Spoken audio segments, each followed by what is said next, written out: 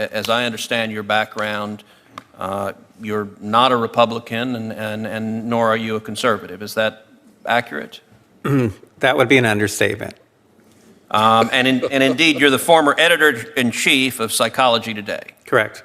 So you're a respected academic. You testified before this committee that Google's manipulation of votes gave at least 2.6 million additional votes to Hillary Clinton in the year 2016. Is that correct? That's correct.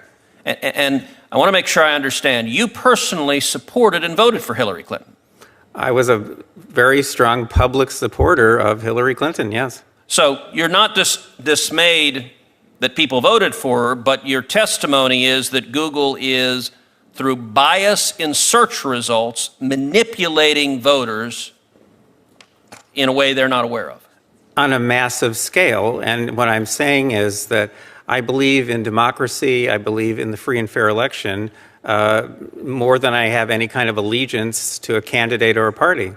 And looking forward, if I understood your testimony correctly, you said in subsequent elections, Google and Facebook and Twitter and big text manipulation could manipulate as many as 15 million votes in a subsequent election? In 2020, if all these companies are supporting the same candidate, there are 15 million votes on the line that can be shifted without people's knowledge and without leaving a paper trail for authorities to trace. Now, you described the Go Vote reminder, and you said it wasn't a public service announcement, but rather manipulation. Can you explain how? I'm not sure everyone followed the details of that. Well, sure. If on Election Day in 2016, if Mark Zuckerberg, for example, had chosen to send out a Go Vote reminder, say just to Democrats, and no one would have known if he had done this, that would have given that day an additional at least 450,000 votes to Democrats. And we know this without doubt because of Facebook's own published data, because they did an experiment that they didn't tell anyone about during the 2010 election. They published it in 2012. It had 60 million Facebook users involved. They sent out a Go Vote reminder, and they got something like 360,000 more people to get off their sofas and go vote who otherwise would have stayed home. The point is, I don't think that Mr. Zuckerberg sent out that reminder in 2016. I think he was overconfident. I think Google was overconfident. All these companies were. I don't think he sent that out. Without monitoring systems in place, we'll never know what these companies are doing.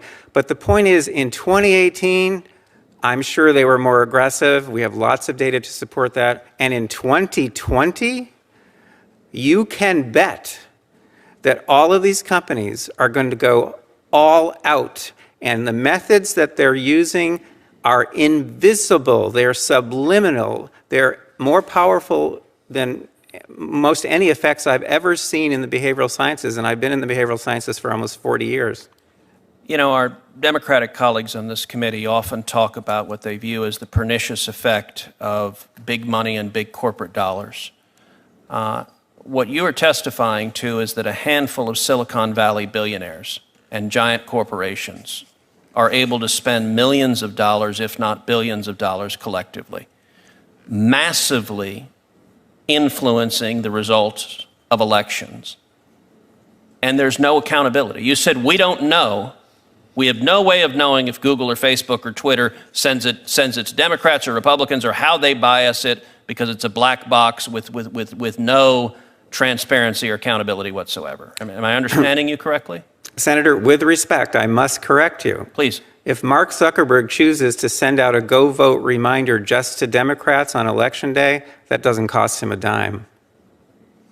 Fair enough. Do you happen to know who the Hillary Clinton campaign's #1 financial supporter was in the year 2016? I think I do, but please remind me. The #1 financial supporter of the Hillary Clinton campaign in the 2016 election was the parent company of Google, Alphabet, who was our first witness. They were her #1 financial donor, and your testimony is, through their deceptive search methods, they moved 2.6 million votes in her direction. I would think anybody whether or not you favor one candidate or another, should be deeply dismayed about a handful of Silicon Valley billionaires having that much power over our elections to silently and deceptively shift vote outcomes. Again, with respect, I must correct you. The 2.6 million is a rock bottom minimum. The range is between 2.6 and 10.4 million, depending on how aggressively they used the techniques that I've been studying now for 6.5 years. Wow. Could you say that again, please? Just The 2.6 million is a rock bottom minimum. The range is between 2.6 and 10.4 million votes, depending on how aggressive they were in using the techniques that I've been studying, such as the search engine manipulation effect, the search suggestion effect, the answer bot effect, and a number of others. They control these, and no one can counteract them. These are not competitive. These are tools that they have at their disposal exclusively. if any headline comes out of this hearing, that should be it.